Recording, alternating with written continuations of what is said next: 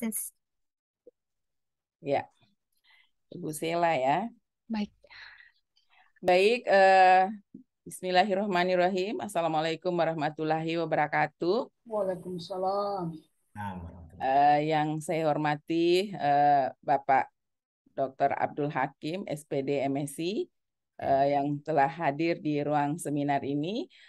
Mohon maaf Pak, tadi kami menunggu, sambil menunggu Bapak, kami masukkan aja dulu peserta yang sudah ada mentornya untuk presentasi. Jadi mohon maaf agak menunggu tadi sebentar. Baik, ya. Baik, Bapak penguji yang saya hormati, Bapak Haji Bahrun, di tengah kita telah hadir peserta kita yang keempat yang akan mempresentasikan rancangan aktualisasinya, yaitu Sela mewarni MPD. Untuk itu, Bu Sela, silakan presentasi. Waktunya 10 menit, dimanfaatkan dengan sebaik-baiknya. Silakan. Baik, terima kasih. Saya izin share screen, Bapak dan Ibu. Silakan. Ya. Baik, bismillahirrahmanirrahim. Assalamualaikum warahmatullahi Bu Rahma, wabarakatuh. recordingnya masih nyala, Bu. Ya. Assalamualaikum warahmatullahi wabarakatuh. Terima kasih yang saya hormati penguji, coach, mentor, dan host yang telah hadir dalam seminar rancangan Iya, Bu. aktualisasi saya. Iya, Bu.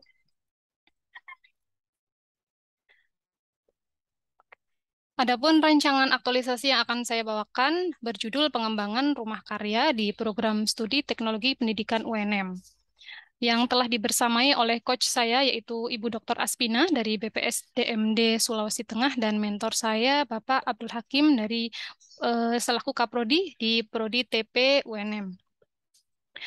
Latar belakang dari program rancangan aktualisasi saya yaitu mengacu pada Surat Edaran Menpan RB nomor 20 tahun 2021 bahwa setiap ASN diwajibkan memiliki 7 nilai dasar, yaitu nilai berakhlak, yang terdiri dari berorientasi pelayanan, akuntabel, kompeten, harmonis, loyal, adaptif, dan kolaboratif. Untuk itu, salah satu upaya yaitu para PNS dibekali dengan adanya pelatihan dasar CPNS. Berdasarkan peraturan LAN RI nomor 10 tahun 2021, kompetensi yang dikembangkan dalam pelatihan dasar CPNS merupakan kompetensi pembentukan karakter PNS yang profesional sesuai bidang tugasnya masing-masing. Adapun latar belakang dari isu yang saya angkat yaitu di program studi kami, program studi TP memiliki profil lulusan mahasiswa dapat memahami konsep umum dan juga pengetahuan operasional terkait media pembelajaran dan sumber belajar. Selain itu, mata kuliah dan skripsi kami di mahasiswa di prodi kami diarahkan pada pengembangan produk media untuk memfasilitasi belajar. Dan prodi memiliki kewajiban untuk memfasilitasi gelar karya mahasiswa yang sejalan dengan amanah Undang-Undang RI nomor 12 tahun 2012 tentang pendidikan tinggi. Adapun isu yang akan saya angkat yaitu tentang sulitnya mengakses produk media hasil mata kuliah produksi dan skripsi R&D mahasiswa TP UNM. Visi misi organisasi, saya ambil visi misi UNM dengan visi UNM sebagai pusat pendidikan, pengkajian, dan pengembangan pendidikan, sains, teknologi, dan seni berwawasan kependidikan dan kewirausahaan yang disupport dengan 5 misi seperti yang ditampilkan di layar. Tugas dan fungsi jabatan saya selaku dosen sesuai dengan Undang-Undang RI nomor 17 tahun 2013 tentang Japfung dosen dan angka kreditnya bahwa dosen adalah pendidik profesional dan ilmuwan dengan tugas utama mentransformasikan, mengembangkan, dan menyebarluaskan ilmu pengetahuan, teknologi, dan seni melalui pendidikan, penelitian, dan pengabdian masyarakat. Adapun penjabaran tugas dan fungsi dosen tersebut dapat secara rinci diketahui dalam Keputusan Direktur Jenderal Pendidikan Tinggi Kementerian Pendidikan dan Kebudayaan nomor 12 KPT 2021 tentang pedoman operasional beban kinerja dosen. Dalam menetapkan isu prioritas, saya menggunakan analisis APKL, yaitu aktual, problematik, halayak, dan layak, yang ditemukan satu isu yang paling layak untuk dikaji, yakni kesulitan mengakses produk media hasil mata kuliah praktek dan skripsi R&D mahasiswa TP. Manfaat program aktualisasi saya ada 2, yang pertama bagi instansi, yang kedua bagi masyarakat. Bagi instansi, Di antaranya memberikan wadah pengumpulan data produk media, mata kuliah, dan skripsi R&D mahasiswa. Yang kedua, menunjukkan eksistensi program studi kami dalam kegiatan lokal dan nasional seperti pameran, studi banding, dan lain sebagainya. Yang ketiga, membantu pengumpulan data dalam akreditasi prodi. Dan yang keempat, sebagai bentuk portofolio bagi dosen dan mahasiswa di prodi kami Teknologi Pendidikan. Sedangkan manfaat bagi masyarakat yaitu memudahkan masyarakat dalam mengakses dan memanfaatkan hasil karya produk pengembangan mahasiswa dan dosen di program studi TP-UNM.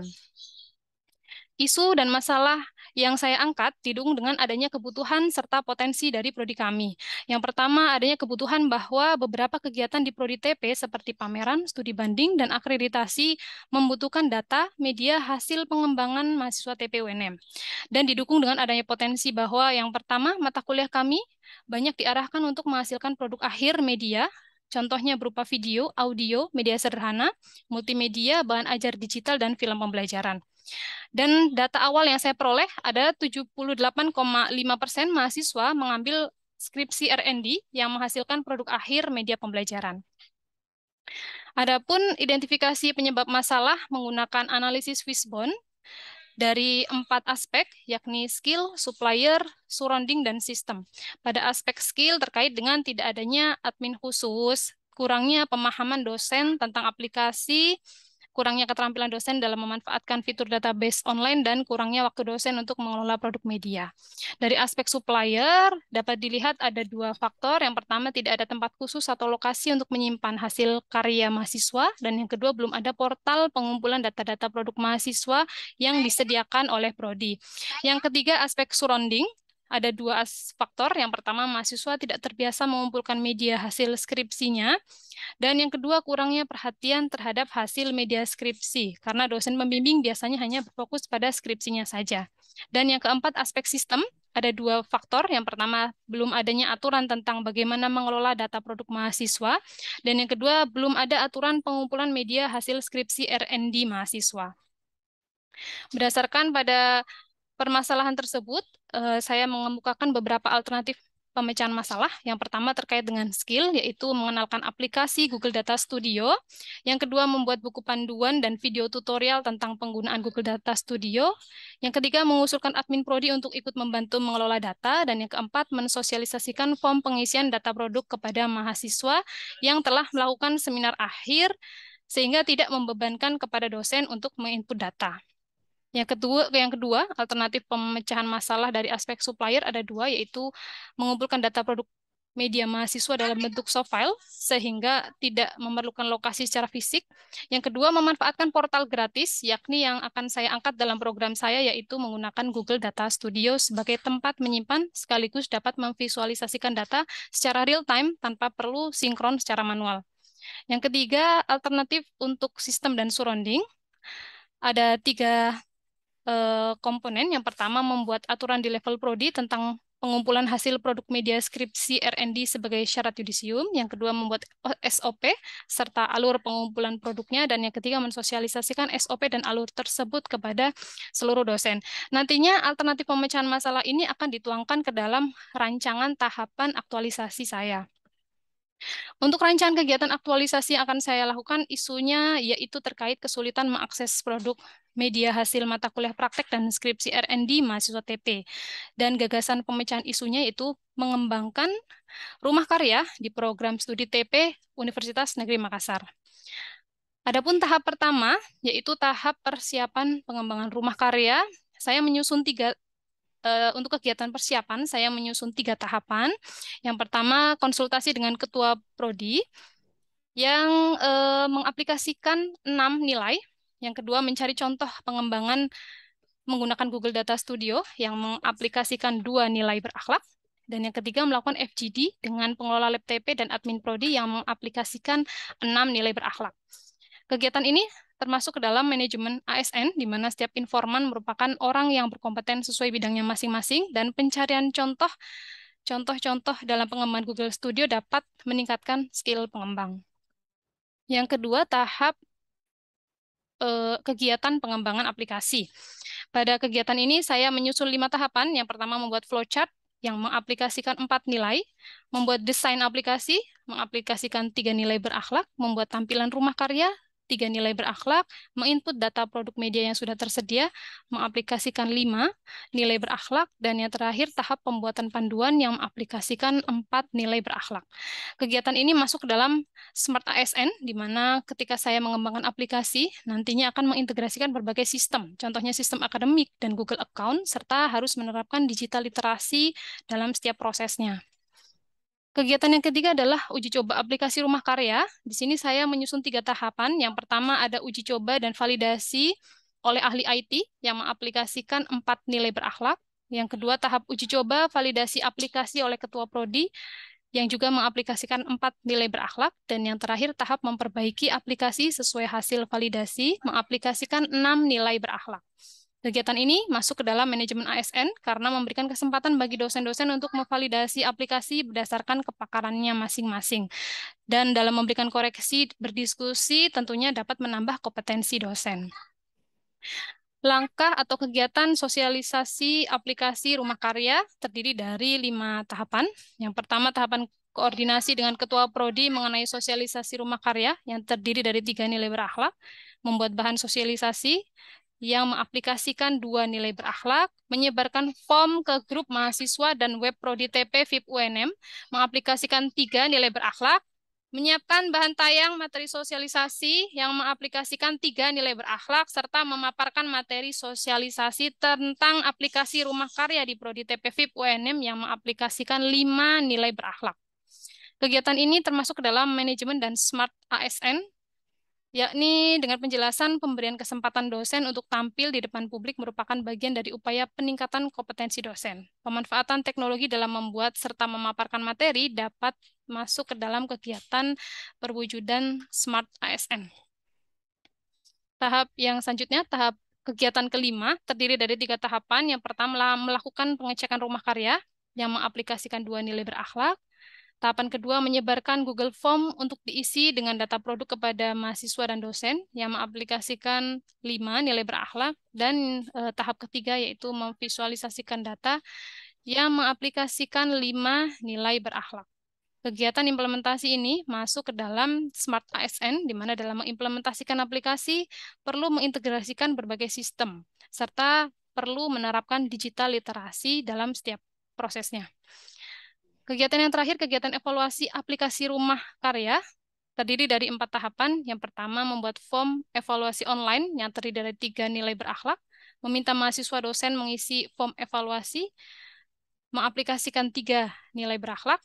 Tahap ketiga, melakukan analisis data evaluasi yang mengaplikasikan 5 nilai berakhlak, dan terakhir, menyampaikan laporan kepada ketua prodi yang mengaplikasikan 4 nilai berakhlak. Kegiatan ini masuk ke dalam manajemen dan Smart ASN, di mana pemberian kesempatan dosen untuk memberikan masukan merupakan bagian dari upaya peningkatan kompetensi dosen, serta pemanfaatan teknologi dalam membuat serta menyajikan instrumen evaluasi merupakan perwujudan dari Smart ASN. Selanjutnya, saya rangkum dalam sebuah matriks penerapan nilai berakhlak. Bapak dan Ibu bisa mencermati di layar bahwa untuk kegiatan analisis kebutuhan, nilai berakhlak yang mendominasi adalah nilai adaptif dan juga kolaboratif. Sedangkan untuk pengembangan aplikasi, didominasi penerapan nilai berorientasi pelayanan, kompeten, dan juga adaptif. Uji coba aplikasi didominasi oleh nilai berorientasi pelayanan, kompeten, dan juga kolaboratif. Dan seterusnya sampai dengan tahap terakhir, evaluasi lebih banyak menerapkan nilai berorientasi pelayanan, diikuti kompeten dan juga akuntabel, harmonis, serta kolaboratif. Dan apabila dilihat secara keseluruhan dalam matriks lingkaran yang ada di sebelah kanan, kegiatan aktualisasi saya akan lebih banyak menerapkan nilai berorientasi pelayanan, diikuti nilai kompeten, kolaboratif, adaptif, akuntabel, harmonis, dan loyal. Selanjutnya, jadwal tentatif aktualisasi saya dimulai pada bulan Oktober, pekan 3 dan pekan 4. Saya sudah berkonsultasi kemarin kepada Bapak Kaprodi, dan akan direncanakan selesai pada bulan November, minggu kelima, pada tahapan evaluasi sampai dengan menyajikan data evaluasi kepada Ketua Prodi. Baik, sekian presentasi rancangan aktualisasi saya. Terima kasih atas waktu dan perhatiannya. Saya tutup. Wassalamualaikum warahmatullahi wabarakatuh. Dan saya kembalikan kepada Ibu Asbinah.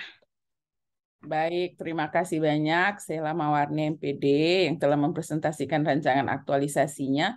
Mohon maaf tadi saya sempat keluar masuk Zoom. Ini mati lampu Pak Mentor di tempat saya. Jadi saya udah barusan kelabakan, aduh keluar masuk mati lampu di sini. Ini barusan nyala lampunya. Baik, terima kasih sekali lagi Bu Sela yang sudah mempresentasikan rancangan aktualisasinya. Selanjutnya kami ke Bapak Mentor, Bapak Dr. Abdul Hakim.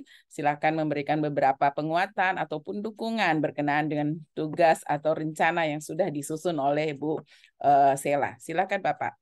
Baik, terima kasih Ibu Asbinah ya, yang terhormat Dewan Penguji ya, ada Pak Haji Bahrun dan Ibu Asbinah sebagai coach ya, apakah istilahnya?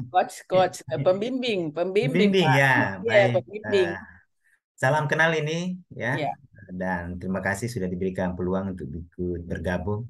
Iya. Dan saya kira ini ya, saya diberikan kesempatan untuk memperkuat ya. Iya. Saya kira apa yang dikembangkan ya oleh Ibu Sela yang dia sebut dengan istilah rumah karya ini merupakan suatu rancangan aktualisasi yang luar biasa dan kami di jurusan memberikan apresiasi yang luar biasa. Kenapa? Karena memang kami menyadari betul bahwa di jurusan kami itu identik dengan berbagai macam mata kuliah praktek yang ujung-ujungnya itu adalah diharapkan mahasiswa ada produk akhir. Jadi mulai dari media sederhana sampai kepada yang kompleks. Cuma memang kelemahannya kami adalah tidak tertib administrasi itu. Ya, sebagaimana yang disampaikan tadi bahwa banyak produk-produk mahasiswa itu tersebar di mana-mana. Ada pada masing-masing mahasiswa, ada masing-masing pada dosen pembimbing. Tidak ada semacam rumah yang dibilang oleh Bu Sela itu. Tidak ada tempat ini yang menampung semua itu. Sehingga kadang-kadang kami kelebakan. Kalau mau melakukan pameran, misalnya, kan itu ada pameran setiap akhir semester ada pameran. Kami kelebakan mencari sumber-sumbernya di mana semuanya, produk-produknya baru dikumpulkan baru itu. Nah, makanya kami bisa bilang, wah luar biasa ini, kami berikan apresiasi. Tentu dengan produk-produk pengembangan mahasiswa, bahkan ada yang sudah dihakikan apa dan sebagainya, tetapi itu tersebar di mana-mana. Nah, dengan adanya rumah karya ini sangat membantu, sangat mendukung, terutama mahasiswa dan tentu juga jurusan karena ini kan sangat dibutuhkan akreditasi, portofolio jurusan apa dan sebagainya. Sehingga kami sangat luar biasa mendukung ini bahwa ini harus diwujudkan ini, harus tanpa ini pun sebenarnya kegiatan ini kami butuhkan ya rancangan pengembangan. Jadi tentunya kami sangat berharap ini bisa direalisasikan. Tentu kami menyadari bahwa kelemahan-kelemahan yang selama ini karena kekurangan SDM ya, kita rangkap jabatan, sehingga dengan adanya ini mudah-mudahan bisa membantu kami untuk tertib administrasi ya, penyimpanan data-data ya dalam bentuk online, database online yaitu Google Data Studio ya, dan bisa menjadi alternatif solusi yang selama ini memang kami sangat rasakan sangat dibutuhkan begitu ya, itulah yang kelemahan kami.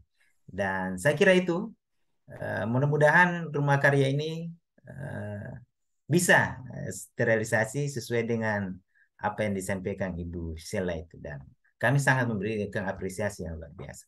Saya kira itu sebagai pendukung dari saya sebagai mentor. Baik. Saya kembalikan lagi Ibu. Baik, terima kasih banyak Pak Dr. Abdul Hakim. Saya rindu kampusku Saya alumni UNEM Pak, tahun 2004. Pasca sarjananya. Saya dibimbing sama Pak Idris Abustam. Nah, iya. Jadi saya kalau ke Makassar pasti menyempatkan diri ke kampus jalan-jalan di pasca yang di Landak Baru. Betul. Iya, karena saya alumni sana Pak. Jadi pas lihat anak-anak UNEM, saya juga merasakan bahwa saya juga anak UNEM gitu. Ya, harus bangga. Iyalah, iya harus bangga kita jadi menjadi alumni UNEM. Iya, Iya. makasih banyak Pak Dokter Ya. sudah memberikan masukan penguatan ya dukungannya terhadap apa yang direncanakan oleh Bu Sela. Selanjutnya kami silakan kepada Bapak penguji, Bapak Haji Bahrun, disilakan. Baik, makasih banyak Ibu Dr. Aspina, baik Ya. dalam kapasitas sebagai coach maupun dalam posisi sebagai moderator. Bapak Dr. Abdul Hakim, selaku mentor yang saya hormati. Iya Pak Haji, Pak Haji. Sekaligus saya mengucapkan selamat bereuni Ya. sambil berdiskusi. Iya. Iya, ya. Jadi reuni UNEM ya. Ya, Iya, ya. silakan. Bu Sela Mawarni yang sama kita banggakan. Baik, izin Pak Mentor mau tanya-tanya sedikit ini Pak. Silakan Pak, silakan. Ya. Yang pertama Ibu Sela, kalau saya lihat judul yang pertama ini UNM-nya disingkat ya. Iya, Pak. Biasanya kalau judul itu dihindari singkatan biasanya. Saya tidak tahu tradisi masing-masing universitas mungkin berbeda ya. Cuman persoalannya di lembar berikutnya judulnya tidak disingkat lagi. Nah, sementara ada Baik, nilai Pak. konsistensi di berakhlak. Nanti dilihat Ibu ya, kita konsisten kalau disingkat, kalau tidak ya semua dipanjangkan. Kira-kira begitu. Baik, Itu Pak. yang pertama. Setelah Ibu Sela tadi mengakumulasi penerapan nilai dasar, ternyata yang tertinggi itu berorientasi pelayanan. Bisa dijelaskan sedikit sekaligus dengan panduan perilakunya? Silakan. Ya, baik. Terima kasih, Pak. Jadi berorientasi pelayanan itu lebih ke arah bagaimana kita berkomitmen memberikan pelayanan prima demi kepuasan stakeholder kita. Kalau di kampus itu berarti demi kepuasan masyarakat, dosen dan mahasiswa serta stakeholder dalam bidang penelitian dan pengabdian kita, Pak. Jadi titik tekannya yaitu pada kepuasan masyarakat atau kepuasan dosen, mahasiswa dan stakeholder serta kualitas pelayanannya dan bagaimana respon kita terhadap masukan kebutuhan eh, yang perlu kita perbaiki atau yang perlu kita respon dengan segera itu, Pak. Salah satu indikator panduan perilakunya satu saja. Indikatornya kalau yang paling menonjol menurut saya adalah melakukan perbaikan dan perbaikan itu didasarkan pada kebutuhan yang ada di masyarakat. Baik. Sebenarnya saya paham ini Pak Mentor. Teman-teman sudah kuasai semua. Cuma karena substansinya diklat ini adalah penerapan nilai dasar, ya saya ulang-ulang sedikit untuk lebih meyakinkan. Baik, ada ini gagasannya Ibu ini rumah karya ya. Rumah berkat. Oh ya, rumah karya. Bisa dijelaskan sedikit seperti apa ini bayangannya rumah karya ini, sekaligus cara-cara kerjanya nanti. Baik, terima kasih Pak Haji Bahrun selaku penguji. Jadi saya mau menjelaskan rumah karya ini pertama saya beri nama rumah itu karena rumah biasanya kan tempat untuk pulang, tempat untuk mengumpulkan segala sesuatu anggota keluarga semua berkumpul di rumah. Nah, jadi di sini anggota keluarga rumah karya adalah karya-karya dosen dan mahasiswa yang ada di TP sehingga kalau misalkan butuh mencari media video, media audio bisa kembali ke rumah karya diakses. Nah, bentuknya ini Pak, rumah karya itu seperti website Pak. Jadi nanti Bapak buka rumah karya itu seperti menghadapi website gitu. Di situ websitenya berisi database. Jadi dapat diakses berdasarkan kategori media-medianya, begitu Pak. Dan ini datanya disinkronkan dengan Google Form dan juga Google Spreadsheet Pak. Jadi ketika ada rumah karya, saya juga membuat Google Form, di mana Google Form itu adalah form untuk menginput data-data media mahasiswa maupun dosen yang ada di Prodi TP. Sehingga ketika misalkan dosen menginput data, nanti di rumah karya langsung bisa sinkron muncul, Pak. Jadi tanpa perlu sinkron manual atau tanpa perlu di-save secara manual. Ketika sudah kumpul form, submit, berarti di rumah karya bisa ditemukan media tersebut, gitu, Pak. Baik, Ibu Sela. Jadi saya coba-coba cari mungkin deskripsinya atau batasan operasionalnya, apa yang Ibu maksud dengan rumah karya, saya tidak temukan juga di latar belakang. Cuma pada paragraf terakhir ya, atau alinea terakhir, Ibu sudah menyebut di sini, rumah karya ini sangat penting. Alangkah bagusnya supaya pembaca tidak kehilangan jejak, deskriptif itu digambarkan di mana lah posisinya. Sehingga dari awal sudah dia tahu mengarah kemana saya nanti. Kira begitu ya. entah itu batasan operasional atau apalah istilahnya. Yang penting mengarahkan penguji bahwa ending dari rumah karya ini seperti ini. Baik, diletakkan di latar belakang juga boleh. Kalau ada subbahasan yang relevan, silakan. Yang berikutnya boleh diingatkan lagi saya, isunya ini apa? Jadi isunya kesulitan menemukan atau mengakses data-data media hasil produksi mata kuliah maupun skripsi R&D mahasiswa, Pak. Yang kesulitan ini dosen atau mahasiswa? Yang kesulitan dosen dan mahasiswa, Pak, maupun stakeholder sih menurut saya, Pak. Kan ketika misalkan mahasiswa ingin mengakses, oh media apa yang masih butuh dikembangkan atau yang sudah ada sebelumnya, mereka nggak tahu carinya di mana, tanyanya ke siapa, belum tahu. Dosen pun juga begitu, Pak. Misalkan ketika kita ingin membuat penelitian atau mengakses sejauh mana sih hasil produksi media kita, mayoritas di media jenis apa, itu kan tidak ada, Pak, datanya saat ini. Baik. Jadi salah satu kekuatan rancangan ini ketika isunya itu di backup oleh fakta. Ada data sedikit, meskipun data itu estimasi. Misalnya dari sekian mahasiswa, berapa orang sih, berapa persen yang kesulitan mengakses itu. Ketika Ibu mencantumkan rendahnya, kurangnya, lemahnya, berapa yang kurang itu, berapa yang lemah itu. Alangkah bagusnya ada sedikit ya. Entah cara meletakkannya terserah di mana. Baik, Pak. Oke, yang berikutnya, saya lihat tadi di tulang-tulang ikan itu ada 10 penyebabnya. Banyak sekali penyebabnya. Nah, kalau mau selesai yang di kepala ikan, tidak boleh tidak selesai yang di tulang. Kan gitu logika sederhananya ya. Nah, pertanyaan saya, apakah yang 10 penyebab itu semua tertuang dalam rancangan atau tidak? Jadi memang saya sudah lihat tidak tertuang, saya menyarankan. Nanti setelah ini ada materi pembekalan aktualisasi. Kemudian ditambahlah bab-babnya. Nanti ada subbab yang membahas tentang rencana tindak lanjut. Nah, tulang-tulang yang tidak selesai di jangka pendek, sorong ke jangka menengah dan panjang. Ya gitu ya. Karena tidak boleh tidak, kalau mau betul-betul sehat, kepala ikannya harus selesai semua di tulang.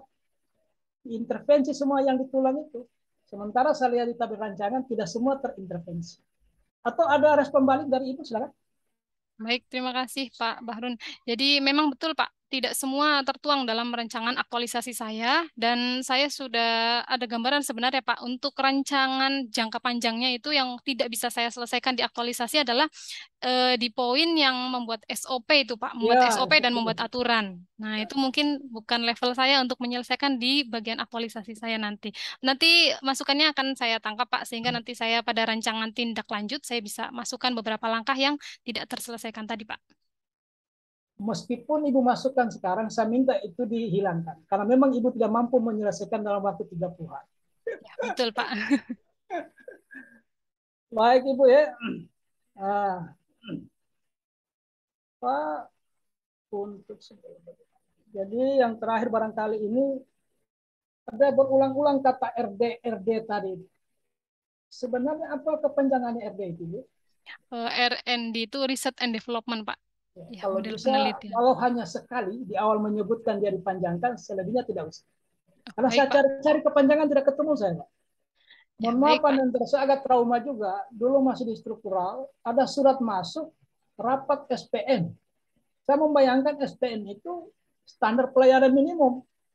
Saya ada eksposisi ke yang terkait. Ternyata surat perintah membayar. Karena tidak ada kepanjangannya, Pak. Bagus kalau ditaruh kepanjangan itu, Ibu. Biar sekali saja pada saat menyebutkan di awal.